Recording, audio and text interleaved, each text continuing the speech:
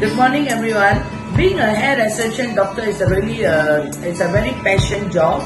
We give hair back to everyone, but sometimes it become a little bit difficult in the sense that patients' expectations is not met the way we explain to them.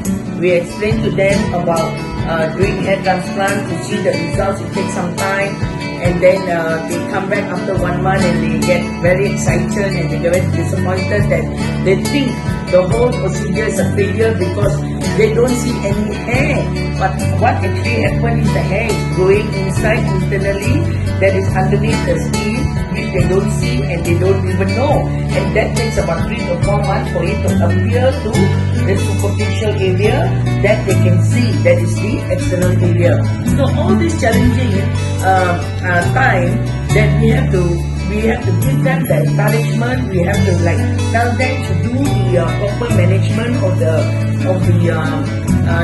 give nutrients to the hair that's inside that they can't feel, like doing PRP, spraying the minoxidil spray, and giving them confidence. More important is preparing them so that they can see the results as time comes by. That's very important in a hair restoration.